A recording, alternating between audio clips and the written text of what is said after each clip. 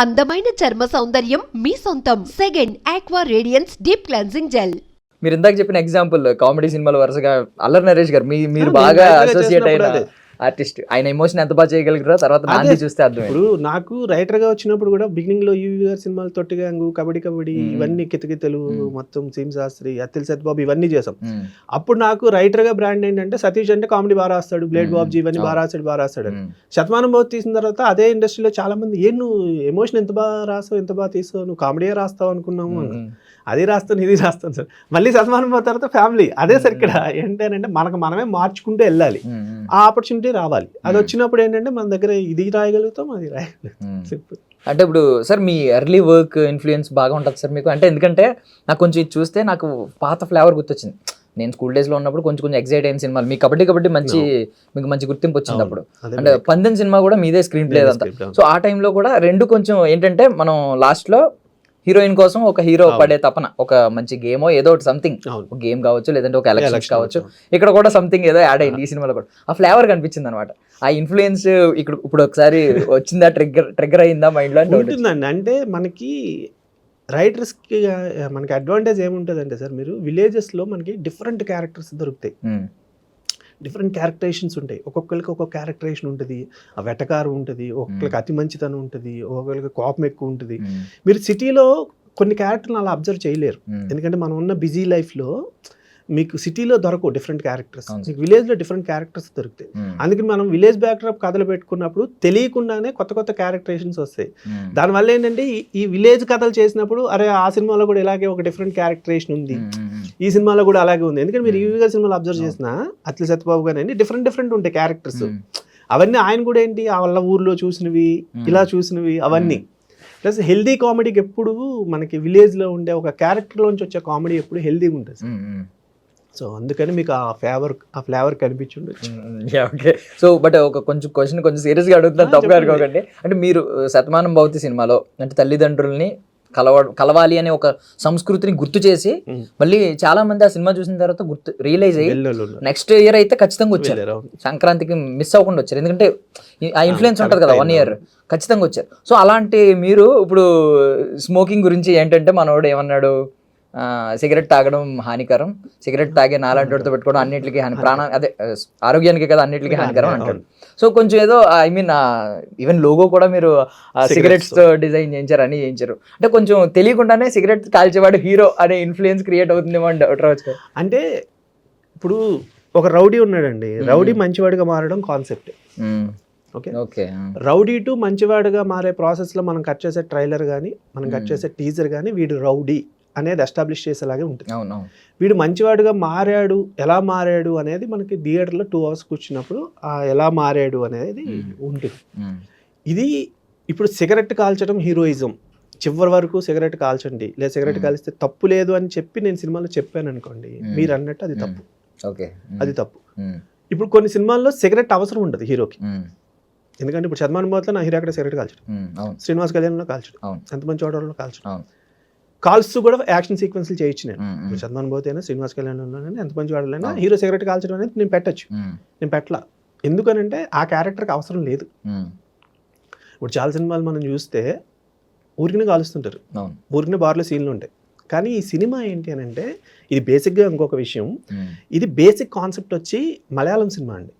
మలయాళంలో తీవండి అని 2018లో రిలీజ్ అయింది, టొవినో థామస్ సినిమా. సో ఈ సినిమా చేద్దాం, ఆ ప్రొడ్యూసర్స్ ఆ సినిమా చూసి ఇది చేద్దాం సార్ అన్నప్పుడు ఐడియాగా బాగుంది సార్, కానీ ఇది యాజ్ ఇట్ ఈజ్ అలా చేస్తే మనకి వర్కౌట్ అవ్వదు, ఎమోషన్స్ అవన్నీ ఉంటేనే ఇలాంటి ఒక తప్పుని మారుస్తున్నప్పుడు బాగుంటుంది అంటే వాళ్ళు ఫ్రీడమ్ ఇచ్చారు. సార్ మీరు ఎలా అనుకుంటే అలా చేయండి సార్ అని. As it is original music director దీనికి కైలాష్ మీనన్ మొత్తం కథ నేరేట్ చేసి మొత్తం RRకి పంపించినప్పుడు తను చూసి ఇమీడియట్గా ఫోన్ చేశాడు, సార్ ఒరిజినల్ కంటే చాలా బాగుంది, చాలా ఎమోషన్స్ ఉన్నాయి ఇదంతా. అందుకే మీకు ట్రైలర్లో డైలాగ్ ఉంటుందండి నరేష్ గారిది, అది క్లైమాక్స్లో వస్తుంది, అతను సిగరెట్ ఇంకా స్మోకింగ్గా లవ్ చేయడం అనే ఒక ఛాలెంజ్ ఉంటుంది. ఏంటంటే వాళ్ళిద్దరి మధ్యన ఒక ఛాలెంజ్ ఉంది, ఆ ఛాలెంజ్లో సిగరెట్ మానుకోవడానికి ఎంత తపన పడ్డాడు, తాపత్రయపడ్డాడు అంతా ఉంటుంది. క్లైమాక్స్కి వచ్చేసరికి ఇంకా కాన్వర్ట్ సిచ్యుయేషన్ ఒకటి క్రియేట్ అవుతుంది. ఏదైనా మనకు అలవాటు ఉన్న వాళ్ళకి ఆ చిన్న ఇది ఉన్నప్పుడు, ఆ యాంగ్జైటీ కానీ ఏదన్నప్పుడు సిగరెట్ ఉన్న వాళ్ళకి సిగరెట్ కావాలి, మందు ఉన్నోడికి మందు కావాలి, ఇలా ఉంటుంది కదా. అలాంటి సిచ్యువేషన్లో కూడా వాడు కాల్చడు. కాల్చినప్పుడు ప్రభు గారు వాళ్ళ బాబాయ్ క్యారెక్టర్ వాళ్ళ ఫాదర్తో నరేష్ గారితో చెప్తాడు, అన్నయ్య వాడు గెలిచాడు అని. అంటే నరేష్ గారు చెప్పే డైలాగ్ ఏంటంటే, వాడు అన్నయ్య నువ్వు గెలిచావు అంటాడు. నువ్వు గెలిచావు అంటే నేను గెలవలేదురా, వాడు గెలిచాడు. మనిషి గెలవడం అంటే తనని తాను గెలవడం.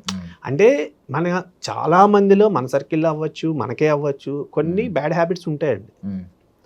వాటిని అందులోంచి మనమే ఓవర్కమ్ చేసుకుని రావాలి. చెప్పేటప్పుడు నేను 100 చెప్తాను, కానీ మారాల్సింది ఎవరు మారాలో వాళ్ళు మారాలి.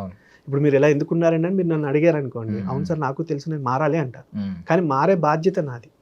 సో సిగరెట్ మీద కథ, కానీ సినిమా మొత్తం మీరు సిగరెట్లు కాల్చండి, సిగరెట్ కాల్చకుండా ఉండకండి, సిగరెట్ కాల్స్తే మీలో హీరోయిజం వస్తుంది అని ఇంక మీరు చెప్పిన డైలాగ్ అంటారా, కమర్షియల్ మీటర్ డైలాగ్ అంతే తప్ప మీకు సినిమాలో ఎక్కడ సిగరెట్ కాల్చడం హీరోయిజం అలా ఉండదు.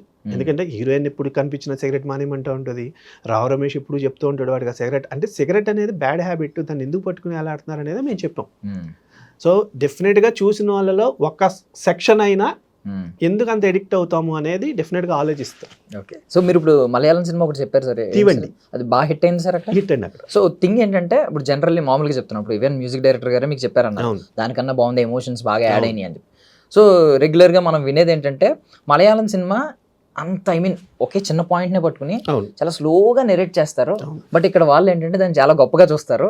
అదే సినిమా మనం ఎలా తీస్తే సీరియల్ లా ఉందని కమెంట్ చేస్తారు అని అంటారు. దాన్ని మీరు అగ్రీ చేస్తున్నారు సార్? అగ్రీ అండి. అంటే ఎందుకు సార్ అంటే పొరిగింటి పుల్లకూర మనకు రుచి అలా కాదు. ఇప్పుడు మీకు ఏమవుతుంది అంటే సార్, ఈవెన్ మనమైనా మీరైనా నేనైనా కూడా ఇప్పుడు ఇంగ్లీష్ సినిమా రిలీజ్ అయింది అనుకోండి, మనం థియేటర్లోకి అడుగు పెట్టేటప్పుడు మన మైండ్ సెట్ ఎలా ఉంటుందంటే నేను ఇంగ్లీష్ సినిమా చూస్తున్నాను, సో ఇంగ్లీష్ సినిమా 1.5 hours ఉంటుంది, వీళ్ళు యాక్షన్ బ్లాక్స్ బాగుంటాయి, ఇలా మనకు ఒక ఐడియా ఉంటుంది కదండి.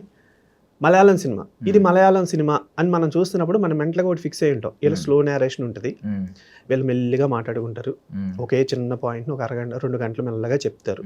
సో మనకి మెంటల్గా ట్యూన్ అయ్యి ఉంటాం. మీకు ఎప్పుడైతే ఒక రీమేక్ చేస్తున్నామన్నారో వాళ్ళకి ఏంటంటే మనకు రీమేక్ చేస్తున్నారంటే ఏంటి, ఇప్పుడు దాన్ని మారుస్తున్నామని. ఇప్పుడు చాలా మంది కింద కామెంట్స్ పెడతారు కొంతమంది, మళ్ళీ డబ్బింగ్ చేస్తున్నారని. అది డబ్బింగ్ కాదు బాబు, రీమేక్. డబ్బింగ్కి రీమేక్కి కూడా కొంతమందికి తేడా తెలియదు. సో రీమేక్ చేసినప్పుడు ఏం చేస్తారంటే అండి, మన నేటివిటీకి ఎంతవరకు మారుస్తున్నారు అనేది చూస్తారు. ఇప్పుడు నేను గబ్బర్ సింగ్ స్క్రీన్ ప్లే చేశాను. అయ్యో సార్ సార్ యాక్చువల్లీ ఇది మీరే సృష్టించింది, రీమేక్ మీద ఇక్కడ కొంచెం ఇంట్రెస్ట్ క్రియేట్ చేసింది మీ సినిమాలే. So Gabbar Singh screen play చేసినప్పుడు మేము కూర్చుని, హరీష్, నేను, రమేష్ రెడ్డి గారు ఇంకో స్క్రీన్ ప్లే రైటర్, ముగ్గురు కూర్చుని ఫస్ట్ దబాంగ్ చూసి ఇందులో మనకి ఏమొద్దు, తెలుగు ఆడియన్స్కి ఏముంటే నచ్చదు అనేది అవి తీసేసి పవన్ కళ్యాణ్ గారి ఇమేజ్కి ఏం కావాలో అవి యాడ్ చేసాం. సో అట్లా మన తెలుగు ఆడియన్స్కి ఏం కావాలి అనేది కనుక మనం కరెక్ట్గా చేయగలిగితే మిస్ఫేర్ అవ్వండి. ఇప్పుడు రీసెంట్గా ఎందుకు మాట్లాడుతామంటే, ఒకప్పుడు రీమేక్స్ అన్నీ సూపర్ హిట్లే, చాలా రీమేక్లు సూపర్ హిట్లు అయినవి ఉన్నాయి. ఇప్పుడు ఏంటంటే ఓటీటీ వచ్చేస్తుంది సార్, ప్రతి వాళ్ళకి యూట్యూబ్లోను ఓటీటీలోను ఆల్ లాంగ్వేజ్ మూవీస్ చూసేస్తున్నారు. సో ఆల్రెడీ చూసేసిన తర్వాత కొంతమంది ఏంటంటే అసలు ఇంత మంచి సినిమాని వీడు ఏం తీసుంటాడు అనేది కొంతమంది చూస్తారు. చూడని వాళ్ళు ఏంటంటే ఓకే ఒరిజినల్ సినిమా ఇంకా వేరేగా ఉందేమో, వీళ్ళు మార్చారేమో. రీమేక్ చాలా జాగ్రత్త చేయాలి, లేకపోతే మొత్తం